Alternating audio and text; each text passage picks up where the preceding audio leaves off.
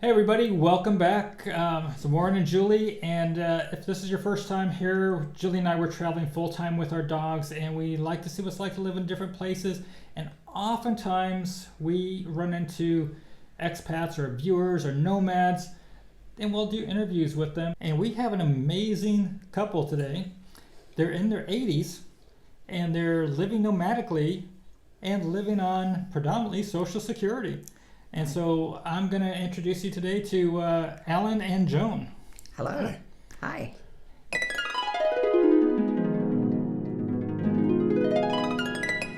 So Alan and Joan, you guys are an inspiration to people out there that are thinking, hey, I don't know if I can be doing this. I'm older now, I'm comfortable here on the couch, but gosh, I never got a chance to see this place on my bucket list. You guys are traveling. What inspired you to do this? And how long have you been doing it? And what are your exact ages?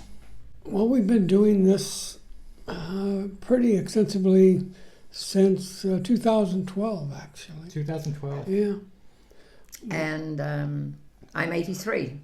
I'm 84.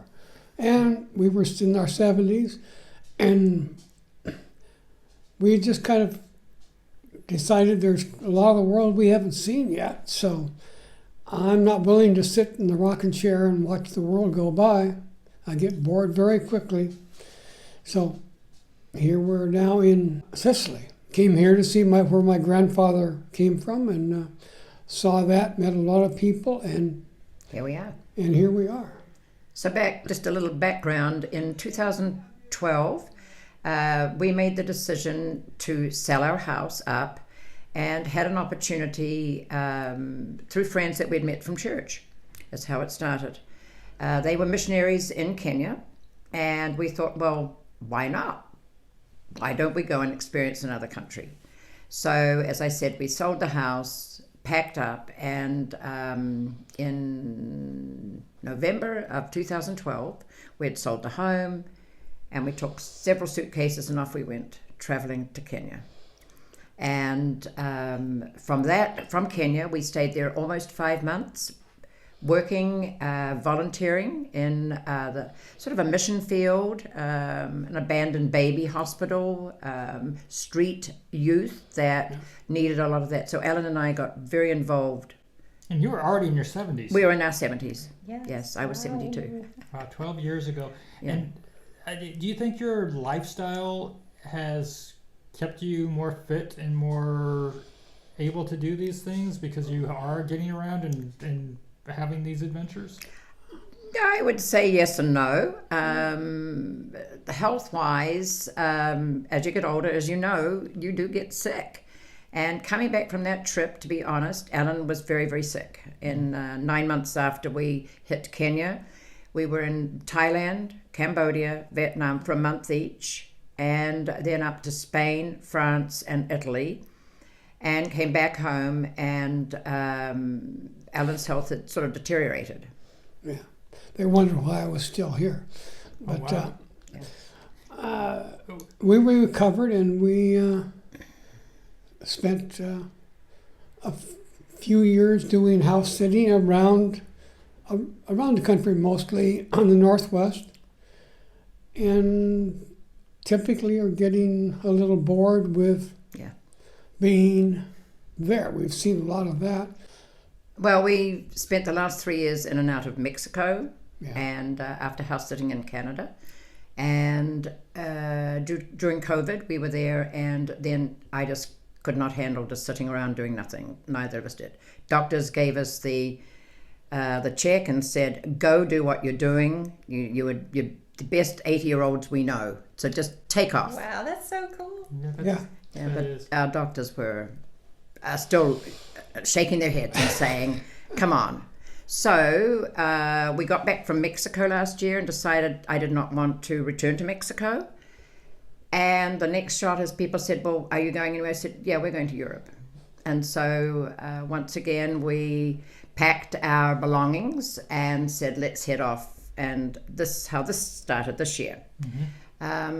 many of our friends and our church friends, we have a lot of church friends back home who are shaking their heads. They're about our age.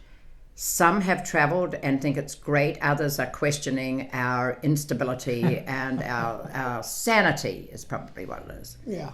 And our families, they're not against us, but I'll say they're not overly enthusiastic, but we're still here moving around. And so they're just glad to see us moving. I'm not stuck on a impressed. spot. Yeah, I'm totally and completely impressed. I mean, we've had people that we've met as we've traveled, and we've interviewed a couples that are in their 70s. And we actually met a guy in Ecuador who was just a really great guy, a unicorn. He was in his 90s, and he was walking the Camino in Spain, and his wife is still down in Ecuador. He just recently passed, but he was living a life of adventure, and he was just a wealth of knowledge, a really great guy, and his name was Lee. So Nikki, if you're watching, a shout out to you, and we definitely remember Lee fondly. And this couple was, they're still, she's still having her life living in Cuenca, Ecuador, but they were adventurers. And so, to see adventurers in their 80s like you two, I'm sure there's people on the couch that have, at this point, maybe they're in their 60s or 70s thinking, it's too late for me. I can't go do these things. But I think you give them reason to pause and think, the bucket list item may still be achievable. And I agree. I agree. And the other thing that I really get out of the travel is we meet so many interesting people, and we get to know some. Like Warren and Julie here, and almost every place we stay, we end up meeting someone and becoming good friends. So we have friends all over the world at this time. And to encourage other people to do this, I do think that you need to have some sense of wanting to explore and get adventure in your life. I cannot think how exciting it would be to sit around in where we're from, in the Northwest. Been there, done that. Why don't we get out and do it? And we're okay. We're taking care of ourselves as we travel. We don't. The idea is not hotel or Airbnb, which we're staying in, and traveling fast travel. That is a different mode of travel. For us at our age, I think what we want to do is slow down and spend at least 1 month or more in the one location. What we've noticed this time, and especially this last month, we've moved too many times. And we're ready now to take off, and not quite sure where we're going, but we are looking to go somewhere for at least 2 to 3 months out of Sicily. We have really enjoyed our time here. This time we've enjoyed Portugal, and then into Spain, where we really got involved in the community, and that was what really excites us, is to get to know the person who has the little bakery down the corner, or the fish store, or the phone store even, and fruit stores, etc. So you just get to know the neighborhood, and we love it. Yeah, we've been having fun with the last couple of days with Alan and Joan, and we went out to had coffee with them yesterday, but we've been looking at different places online for Airbnbs, and we've discussed places that maybe are stops for them in the future, potentially Antalya, Turkey, potentially Novi Sad, Serbia at a time. But the looking at Airbnb listings with you guys, you guys have particular needs, just like Julie and I. We have a lot of things because we travel with our dogs, that we have a lot of things fall off the list because of what we're looking for. You're doing this predominantly on your Social Security. Correct. So when you're looking for an Airbnb, what types of things are you looking for, and what kind of budget are you looking for in a month? Go ahead. I would say if we can keep our living expenses for the Airbnb, I'd say keeping it around about $1,200 to $1,300 a month. We're also looking for something with a 1 bedroom. And for those of you like me who don't need a bath anymore, yes, we look for those that have a walk-in shower. That is very important for me and us. And then the other thing is an elevator if the building has more than 2 floors. So we're sort of particular about things. We also want to be near grocery stores, good transportation, and if there happens to be a good park or a beach nearby, so that we can just wander. We just want to live as part of the community that way. And we still also, we're not that old. We need the internet, okay? So, yeah. Good Wi-Fi, Alan. We have adjusted in Spain, guys, to almost 5 weeks with no television, very, very sketchy internet. And you know what? You can live your life without those things. You've done these travels over these years and have basically slow traveled, spent considerable time in locations. Where do you miss the most, or where would you recommend people see if they haven't been there yet? You're asking somebody from New Zealand where I'd like to be. I love New Zealand, guys. And this trip, each trip we find something new. And Porto, we love Porto this time. We only planned to be there for a few days, which we kick ourselves because we should have stayed there for a month. And it's a terrible place if you don't like the weather because it just rains. But it was still fantastic, and we had a great time. And the people are great. So we just love the I'd love to go back and spend time. You make us feel like Julie and I, maybe we need to go back and see Porto. We saw Lisbon, we saw Algarve, and on our top 10 countries in Europe at this point, while a lot of people love Portugal didn't make our list of top 10, right. But we have not been to Porto, and so it makes us feel like maybe we need to give a relook. Yeah, we only made it as high as north as Nazaré. Well, Nazaré was great. If I was going to stay in Portugal from where we saw from Algarve to Lisbon and up to Nazaré, I think Nazaré would be where I would plant my flag and stay for a while, especially in the summer. But I love the heat. Julie doesn't, so that's where we have our crisscross. I'd have to go do a beach time without her. I'd have to send her off to Iceland while I hung out in Portugal. Not necessarily for us. I think the excitement about this trip is running into and following people like Julie and Warren, and we have been following them. They didn't know that, but and looking to go to some of the countries in the Balkans. I'm very interested in that area. And so we thought if we started in Portugal, we'd head down to Spain, which we really, really enjoyed. Now we're down in Sicily, as Alan said, specifically to come down here again to find his roots, which were up in Campobello. Campobello, Marsala. And now we are actually going to take off and explore some other areas out of the Schengen, and that's another subject of.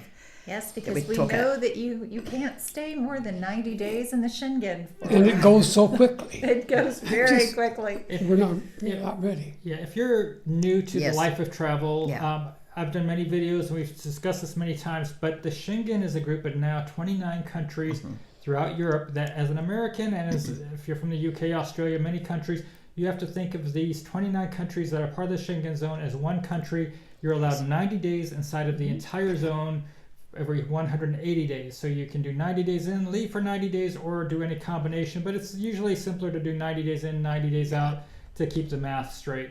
And so going to a non-Schengen country is important. Then you go back and you can do this again if you have no residency in a Schengen country. The other thing I'd like to bring up is people will ask probably about medical insurance. Unfortunately or fortunately, we're in our 80s. It's very, very expensive if you want to hire and get medical insurance while you're traveling. And I know that's been a constant concern of our friends. What happens if you get sick? What happens if you need to go to a hospital? And are you covered? No, we are not covered.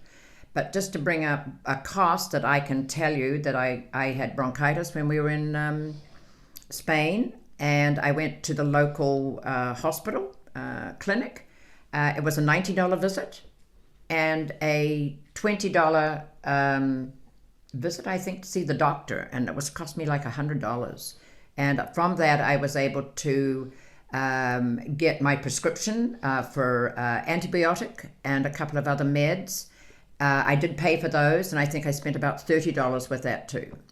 Yeah, no, and I'll have to mention that Julie and I, through our experience and speaking with other people as well, the cost of medical in areas throughout Europe is so much less than in the United States, for example. Mm-hmm. It's a fraction. So we have on us a $2,500 deductible, $1 million worth of coverage that we don't ever even think about that we're ever going to meet our deductible. This is there for something catastrophic, because $2,500 worth of medical care in most countries in Europe, that's like getting $25,000 worth of care per time, in many situations. If it was in the U.S., I mean, it's so easy to go to the emergency room in the U.S. and see a $20,000 bill just because you went in there and spent 12 hours and got discharged. Maybe got a bag of IVs and had a couple x-rays. You go to Turkey, for example. When I had to go in there, I went in and out of the emergency room once when COVID was around, 35 minutes to get in the door, get scans, get seen, get out the door, and what was it, $750? €750. But it also that was a private clinic, so that was not public hospital. Private hospital, so the top line. Right. And so we have insurance. And for those of you that are new here, I'm an agent in the U.S. So if you're looking for medical insurance for international travel, send me an email at warrenjulietravel@gmail.com. The coverage Julie and I have costs $240 a month for both of us combined. Unfortunately, it is age related, so based on your age, it can cost more. So I think Joan, you and Alan were looking for your age bracket, and I think it was like $1,300 a month. Yeah. Correct, each. So Each. yeah, Oh, $1,300 each. Okay. Oh, I didn't catch that. So it is going to be age banded. So when I say it's $240 for Julie and I am almost 56. Julie is 49. And so if you're older than us, expect that it will be a little bit more in that bracket if you're going for the same type of policy. And if you're younger, then you'll probably be less. Correct. And if you keep yourself in good condition, and our doctors Encourage. encourage us to go. Just They go. said, they check us out before we leave and say, just have a great time. And That's a great doctor. He's a great doctor. So food is one of the best things about traveling. Yes. Is trying different foods, different spices, different ways of cooking. Yes.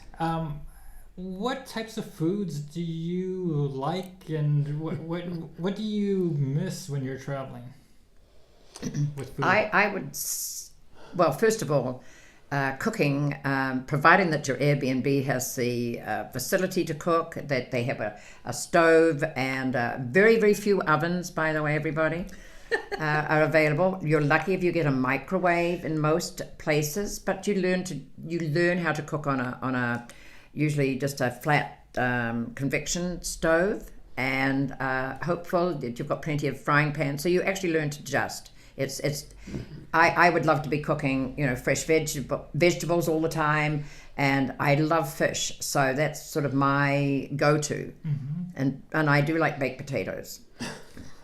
otherwise, food is quite reasonable here, and there's not many of them I don't like. So it's great for me. I think when we look at the cost of restaurants and groceries, I believe groceries are typically throughout Europe are on average less than what you're going to find in most places in the United States. I mean, there's pockets where things may be lower in the U.S. and higher in Europe, but when you average it out, you can find some pretty low cost food options throughout Europe. Oh yeah. And restaurants, unless you're in Berlin or London or Paris, sitting at the high-end restaurants, you're still going to probably come in at a lower bill than what you're going to see at a typical Applebee's or Chili's in the United States. What fun to be able to go and go to a cafe here and or go and sit outside. A lot of places here in Europe, we are not sitting inside a building. You're sitting on the pavement and you're actually enjoying the outdoors and just being and watching people go by. A lot of great place to people watch when you're over here, and especially having meals And the one thing here about that is that the families, they do so much more together as families. And I've loved that, especially while we were in this time in Spain, to see the families who gather together, and mum and dad, the grandchildren, the babies in arms.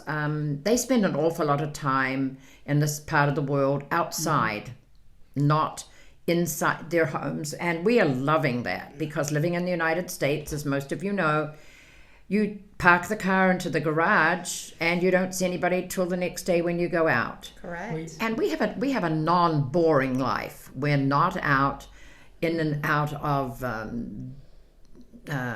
cathedrals and museums and things like that every day. We're just out being in the country, or walking down the road, or smiling at somebody, or learning how to take a bus. You can do it. Or be in the pastry shop. Pastry shop, where they know us. Or they already know me well. Yes. Well, when we went to pick them up today, we had to wait while they did their zig and zag and getting their pastries out of the pastry shop. But we had a nice time sitting outside yesterday with you guys on the pavement, sitting at a cafe, and but I have to second the life in Europe where you are walking all the time. I mean, our lifestyle in the U.S. was predominantly based around going from point A to point B in a car. Your walking consisted of your front door to your car, and your car into the doors of the store, wherever your destination was.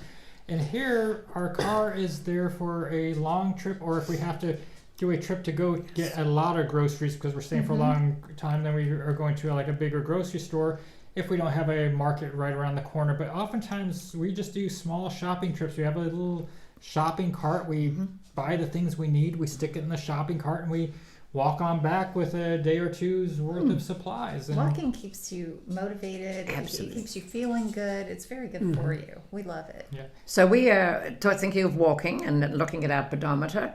I was showing that yesterday, and I think for December we did 100 and It was close to 150. 150,000 steps. So about 5,000 steps a day for you guys. Right, On the and average. then Many of them are 10,000. we've done, and And just this then- week This week. we've done several Yeah, we 10,000 day steps. Yeah. So you're not sitting at home, which is what I was doing, and we were both doing, In your 80s. and we're in our 80s.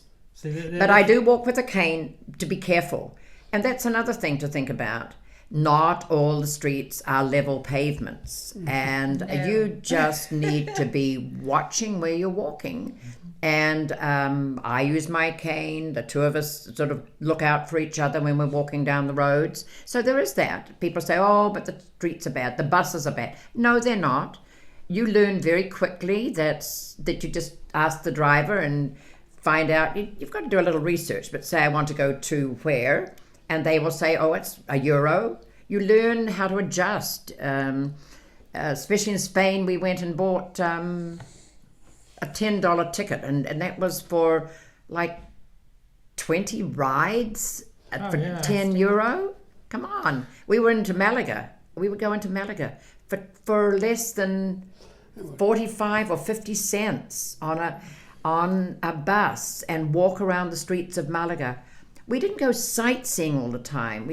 We want to just be part of the that's the the best part. Just to go sit in the park and not have to feel like you're rushing somewhere, or you can sleep in when you want. And get out in the afternoon and spend the afternoon outside. You don't need to be in a rush all the time. Right. If you're a regular tourist, you have your 2 weeks of vacation. You're trying to soak up everything in 2 weeks, and you leave and you have your vacation more tired than when you started. But when you're slow traveling, you take it in at little sips. You don't need to try to chug it all at one time.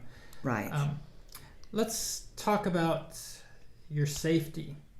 I'm sure that there's people out there who say, "Oh, they're traveling out there; they could be taken advantage of, or they, or somebody's going to mug them, or this or that." How do you feel about the safety in the locations where you are, and do you feel as though there's a risk that's greater than in your home in the U.S.? Oh, no. Walking down First Avenue and Second Avenue in Seattle is Dangerous. far worse than any street we've walked in since we got here to Europe. Yeah, I have never felt uncomfortable. A couple of times some kids got a little rowdy, but as far as being around town, going for a walk or sitting around in a restaurant, you feel fear has never entered your mind.